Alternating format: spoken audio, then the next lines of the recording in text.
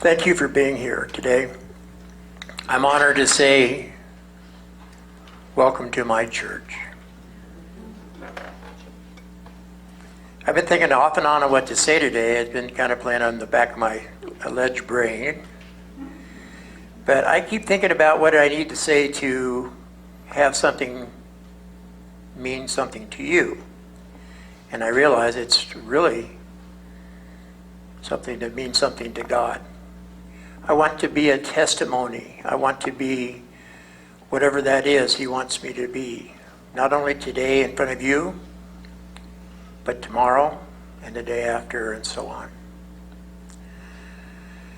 I keep returning to the fact that this is my story and my testimony. And if you find the story odd, you're probably spot on. You can always check if you find something that I say wrong or questionable. You can always check with Ronnie. Raise your hand, Ronnie. Most of you know I was born very young. And it got weird soon thereafter. I had an alcoholic father and a mentally challenged mother. I learned very early how to handle life by watching my parents. That is by screaming, cussing, lying, cheating, and drink until you fall over. And most part of my life that worked pretty good. Although I had this early, I had a little bit of the touch of God. And not a lot, but a touch of it. I knew that there was something out there. My mom was trying to get something into me that she couldn't and didn't have herself perhaps, but she knew it was good. And she would send me to the Bible school, what do you call it? Sunday school.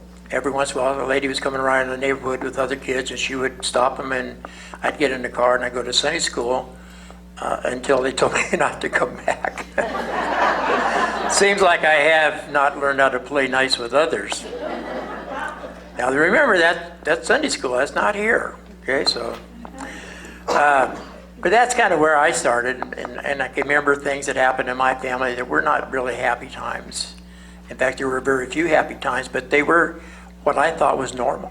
I didn't know that there was a difference, you know. That's how I learned how to do life, is from their processing me through that. So fast forward 16 years, and 16 years old, getting married, with babies coming as fast as they could.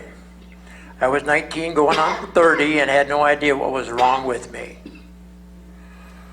I was stuck in stupid. Some might say, you still are. Fast forward to 36 years old, and the world I knew was crashing down on my shoulders. By this time of my life, I'd been married 3 times, and that's just the ones I remember. I had been drinking at the Santa Ana Moose Lodge for a solid week. I had been kicked out of my home as my current wife had said, enough is enough. Can't figure out that. I had not been work for a week, and I had been sleeping on a cot at a friend's apartment that I was staying with because I had no place to go.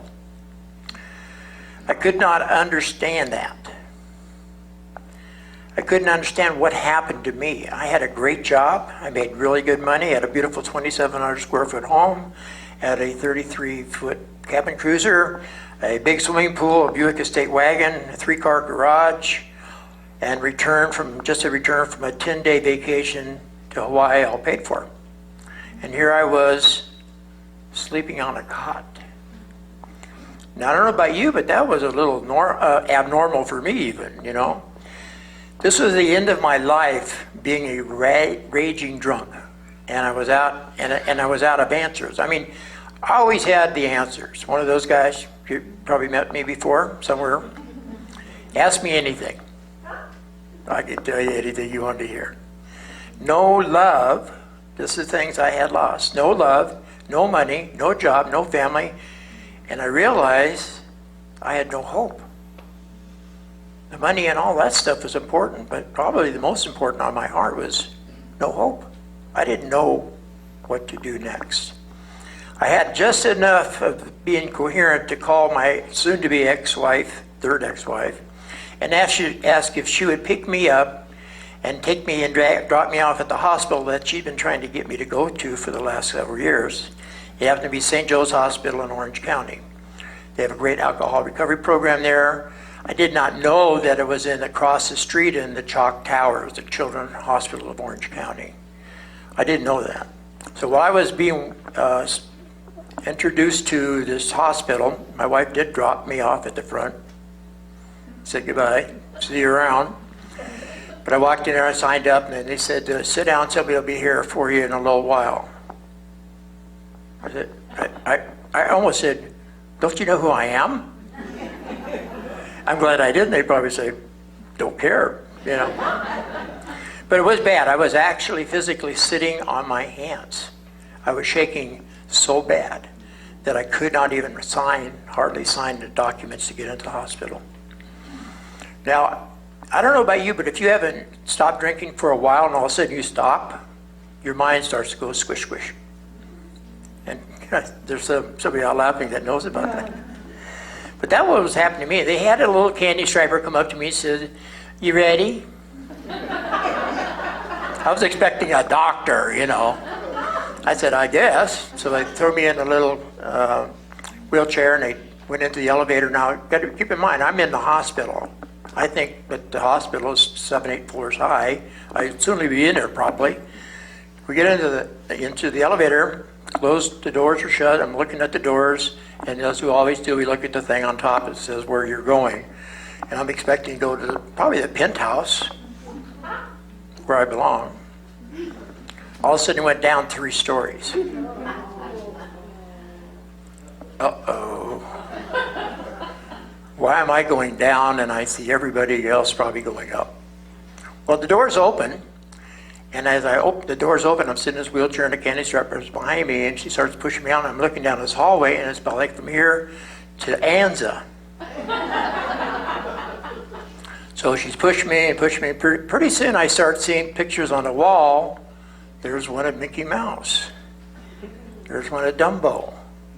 And as I continue to go down the hall, these little things, cartoon characters are going down. I go, where are they taking me? I was just envisioning the rubber room, you know, where you don't hurt yourself.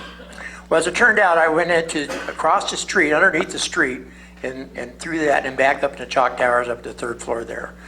That's kind of where my life started that we have today. I was in there 30 days. I started the journey in that hospital. I was blessed with a new lifestyle that did not include drugs or alcohol. What it did, it included an openness to seek answers then on how to live on his terms. I didn't know his terms yet. I found out one thing pretty quick in that hospital, in that recovery room, and that group session we had. After talking about 13, 14 minutes, the counselor says, Claude, yes? He says, if you don't shut up and listen, you're going to die. I didn't want to die, but that's when I found out it's not about me. And I've learned that over and over again for years. Ronnie came quickly into my life soon after the hospital. I started sobriety with a loving partner, helping me stay sober and vice versa. And we took everything one day at a time, as we still do. It didn't happen overnight, but it did happen with a gentle push by our Creator's hand. He pushed us towards a life that including believing and loving instead of the way I used to live, which was not that way. I have people placed in my life by him and have reaped the blessings over and over. When I began to seek God's desires for me, life started to change. It did. Keeping in mind I was newly sober, life things were, for the most part, new to me. I was out of the stupor of alcohol.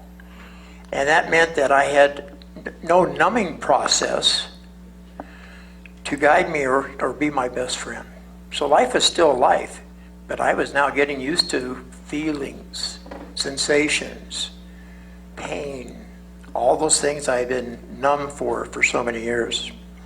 Ryan and I got together and we grew that way. We grew into what you see today. God has certainly been good to both of us, and we don't deserve what he has blessed us with. We have a loving heart for him, for each other, and for those in this resort and this planet that we share with you. I have often heard that saying that there's nothing like family, and I agree to that. How many would say that's true? There's nothing quite like family. I must add something to that statement, and that is there is nothing like being in God's family. God's family. I'm blessed beyond measure. Ronnie and I, there's not a day goes by that we don't thank God for being placed in this little community, in this church, in this chapel. God bless each of you because you're God's kids. And God has blessed both of us because we're brothers and sisters. Good Lord. In Psalms 73:26, you just saw, my flesh and heart may fail, but God is the strength of my heart and my portion forever. It's not about me. It's about him. God bless you.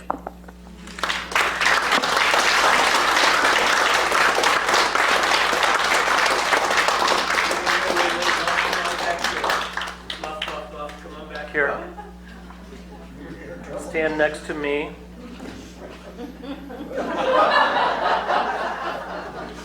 You're not in trouble. Don't we love this guy?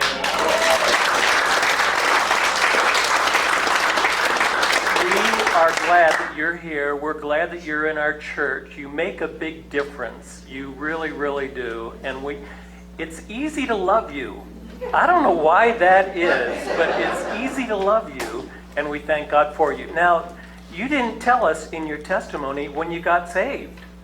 You didn't give us those details, and we need to hear about who introduced you to the gospel, who introduced you to Christ. How is it that you came to accept Christ as your Savior?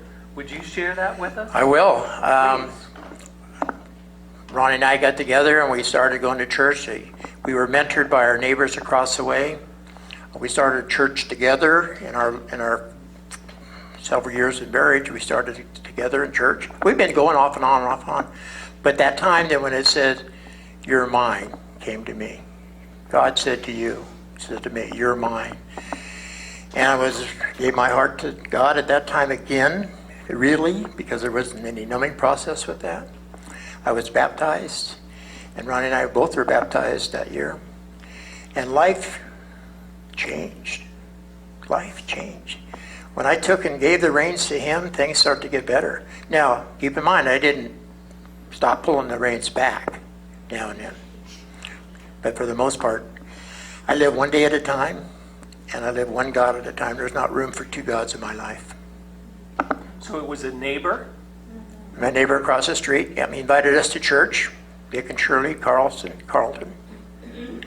And how many years ago was that? That was 19. 93, I think. When we moved there. Yeah. 92. Yeah, 92, September 92. Yeah. Okay. So that's a good reason why we should be inviting our neighbors to come to church next Sunday. Absolutely. Yeah. This is going to be incredible. Neighbors. Incredible. If nothing else, you do all year. Tell somebody about what's going on in here next week. Have them come in and get blessed like we've been blessed. And you'll be blessed even more. Thank you. Thank you. Thank you. Nothing like a testimony.